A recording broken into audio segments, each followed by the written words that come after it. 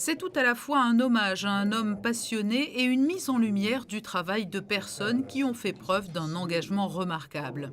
La remise des prix de la Fondation Prince Louis de Polignac couronne chaque année des projets qui ne sont pas toujours connus du grand public, mais qui ont eu pour mérite d'entretenir des bâtiments emblématiques du patrimoine français ou de proposer de précieuses initiatives dans les domaines de l'art, des sciences et plus généralement de la culture. Fidèle au Prince Louis de Polignac dont elle porte le nom, sa fondation reçoit chaque année des propositions des académies de l'Institut de France et de son conseil d'administration avant de déterminer son palmarès.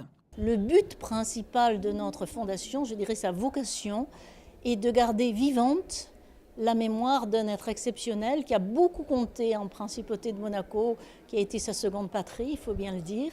Et donc nous œuvrons et nous avons toujours présent à l'esprit cette idée de faire ce qu'il aurait voulu, de choisir les lauréats qui lui auraient plu, les œuvres dont il lui aurait convenu et pour lesquelles il aurait vraiment voulu que la fondation que nous avons créée après son décès, je tiens à le rappeler, c'est une fondation testamentaire, il m'a chargé de le faire, mais que cette fondation exécute plus que ses volontés, je dirais son esprit, et c'est ce qui a peut-être le plus essentiel chez un être humain, c'est son esprit, et c'est ce que nous nous efforçons de faire.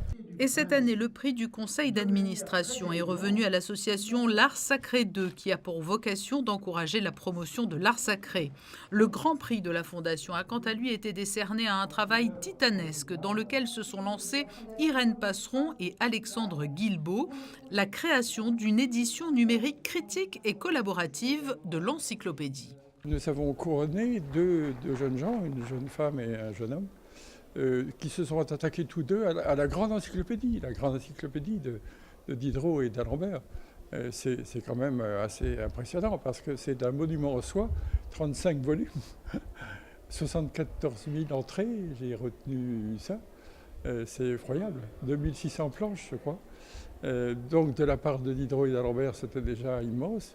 Et de s'y attaquer désormais, aujourd'hui, en la numérisant et en forcément l'augmentant de tous les savoirs de plus de siècles, c'est très impressionnant. Enfin, la médaille d'honneur de la Fondation a été décernée à l'un des héritiers de la dynastie Forbes. Christopher Forbes a reçu cette distinction pour l'important travail de restauration qu'a entrepris sa famille au château de Balleroy dans le Calvados.